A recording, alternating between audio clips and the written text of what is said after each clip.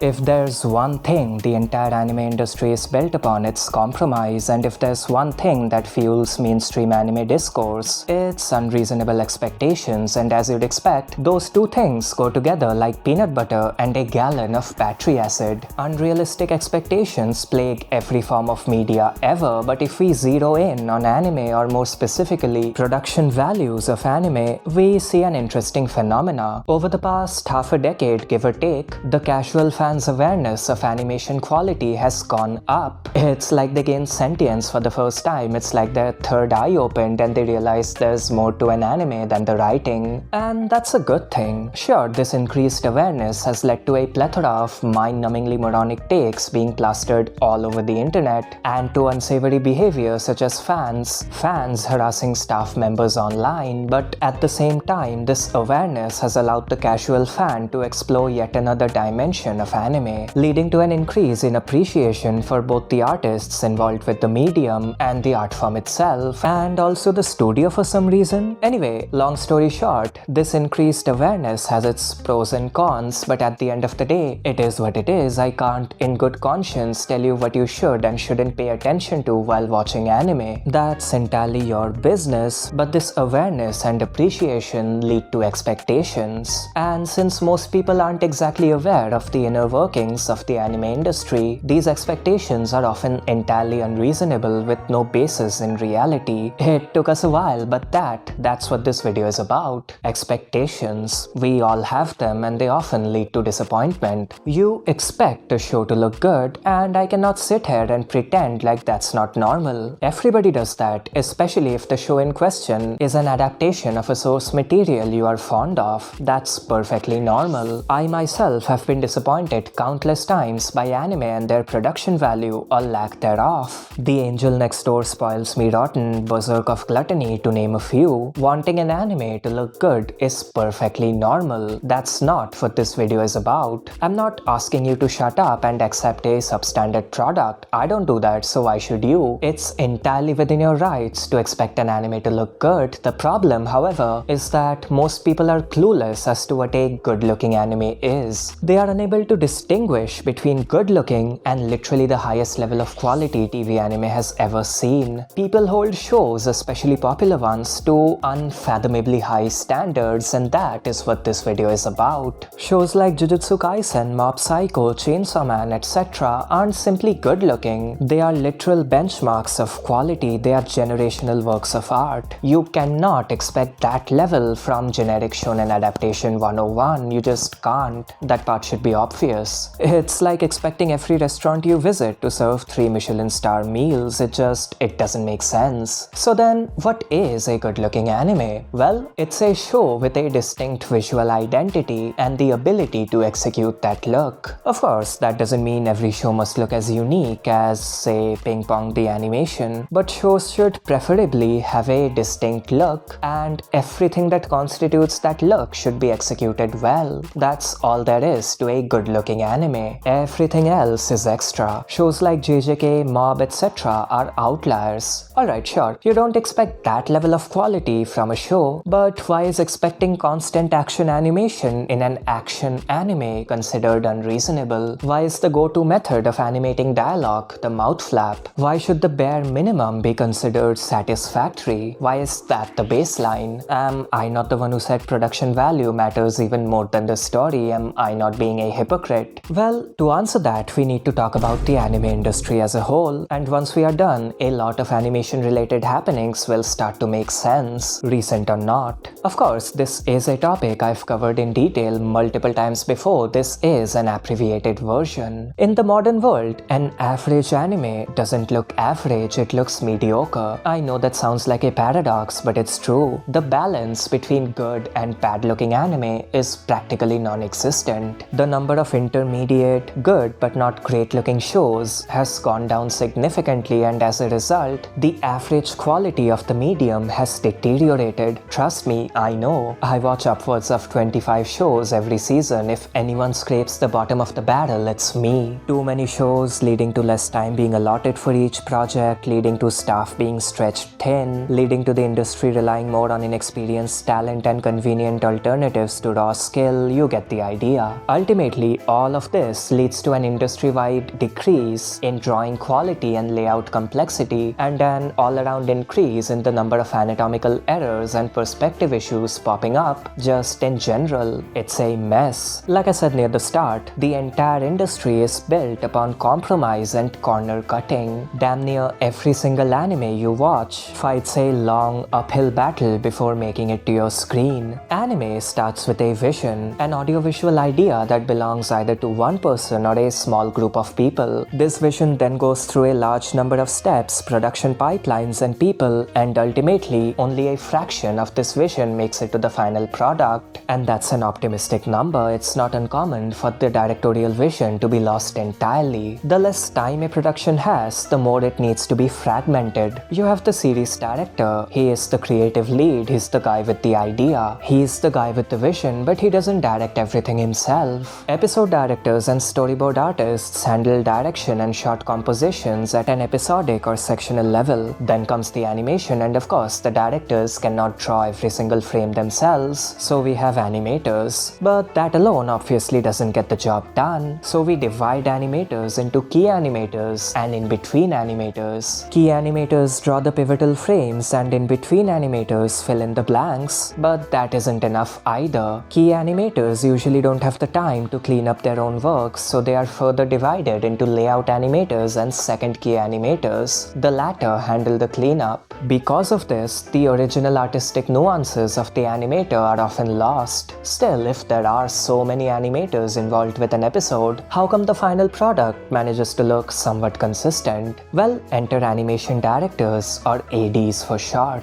An AD corrects the animation, maintaining visual cohesion and fixing errors, but the lack of time meant that a single AD couldn't correct an entire work, so multiple ADs were needed, and so was the supervisory chief animation director, or CAD. But with time, or without it rather, multiple CADs were required, further fragmenting the animation process. And all of it only concerns the animation. You have other departments, color, background, photography, etc., and they face their own challenges. You get the idea, right? The production process is heavily fragmented, and that's not, for the most part, a creative choice. Just because an animator drew a rough but moving cut for the second season of Blue Lock doesn't mean the rest of the team can just trace it and color it in. The layout still needs to go through multiple steps, and if those departments don't have the time, the final product will suffer. Imagine this. What if a project actually had the time and talent it needed? Imagine if a director was able to direct and board the entire project, animate half of it himself, entrust the remaining half to a group of small but extremely talented animators, thus eliminating the need for external supervision, and develop a model of second key animation and in-betweening that preserves the original artistic intent. Well, you don't have to imagine anything. I just described Look Back. That's literally how the movie was produced. Director Kiyotaka Oshiyama did all of those things. And the difference between Look Back and any heavily fragmented project is night and day. Of course, a project being fragmented isn't necessarily bad in theory. For example, animators might want their friends to pitch in, but usually this is done to deal with tight deadlines and isn't conducive to creativity. Of course, the lack of talent is a major issue as well. This is another topic I've covered in the past. Very briefly, a show might lack talent just in general or for specific roles. An action anime, for example, might lack action animators. Just look at Hell's Paradise. All of these factors and more have a role to play in the declining visual quality associated with modern anime, and they are also the reason why us, the fans, need to keep our expectations in check lest we ever think for being disappointed. But why don't we? Like I said, anime usually looks mediocre, but still, why is it that we continue to expect so much from certain titles? Do fans not see the current state of the industry, or are they simply delusional? Well, yes, but in general, fans anchor their expectations onto certain factors, and not all of them are entirely unreasonable. Let's go through them. Popularity of the IP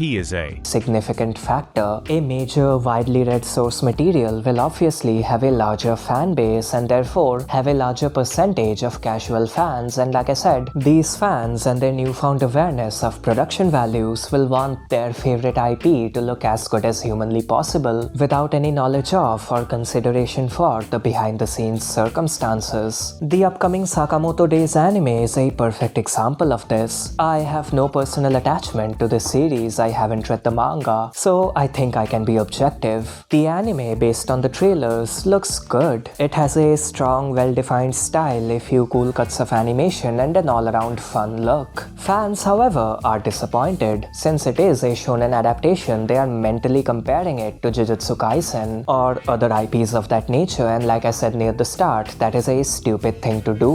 Jujutsukaisen is an industry-wide conglomeration of talent led by an extremely influential anime producer. It is literally produced by the A-team at a studio as massive as MAPPA and every freelance animator known to man. You cannot expect that from literally anything else except for like Chainsaw Man, which was made by the same team. Will Sakamotodays look good? Probably, it's hard to tell based on the trailers, but I think it looks decent. You fans are being unreasonable. Now yes, this approach isn't entirely stupid. Producers tend to prioritize popular IPs, and these days they associate quality with popularity. So the probability of a popular anime adaptation looking good is high, but again, for the millionth time, Jujutsu Kaisen isn't simply good looking. It's not the baseline, it's not even the ceiling, it's the floor above. The previous season of a show might be a factor, One Punch Man for example. Season 1 was one of the best looking shows ever, and comparatively, Season 2 was inferior. Different teams, different production circumstances, the whole 9 yards. Naturally, fans were disappointed, and I can understand that to a degree. It's probably the most reasonable factor so far. If, say, Jujutsu Kaisen Season 3 were to suddenly look bad, I too would be disappointed. I get that. Now I break out, but tonight they so we keep one wrong man head.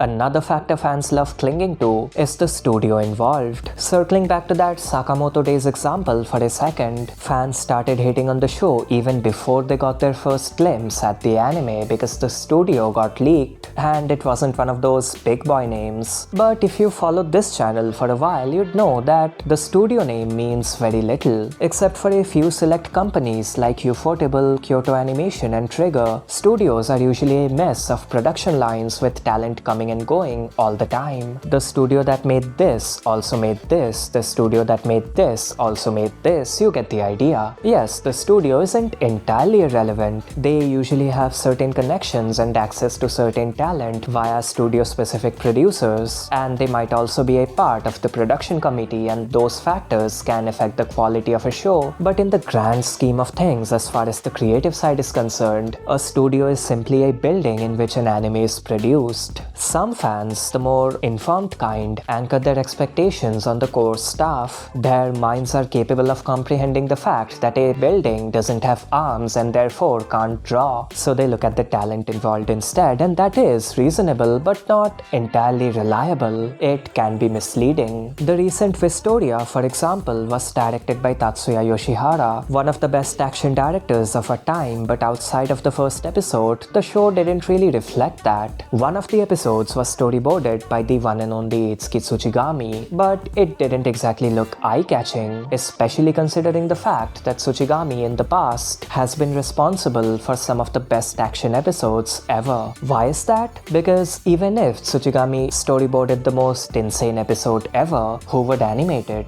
You need a star-studded team to realize storyboards that ambitious. Also, Tsuchigami's episode belonged to the tail end of the production. There's no way they had the time to animate storyboards like that. Even Tsuchigami himself probably didn't have the time to storyboard an episode of Mob 211 or JJK 216 caliber, and he knew that. For that reason, he decided to board a passable episode with decentish action instead. The availability of talent alone isn't enough. The availability of time alone isn't enough. And I know what you might be thinking. How am I supposed to keep up with all of these factors? Well, two-word answer, you're not. Simply expecting a show to look good is enough. And if an expectation that basic isn't met, it's entirely within your rights to be disappointed. Holding shows to stupidly high standards benefits no one. It doesn't benefit the creators, it doesn't benefit the businessmen behind the scenes, and it doesn't benefit us, the fans. It's one of those rare instances where everybody loses. You know, it's fine if every single fight isn't a sakuga fest, as long as a few of them are, and that just about does it. This was a topic I wanted to cover for a while, and I finally got around to it. I hope it was interesting. That's about it.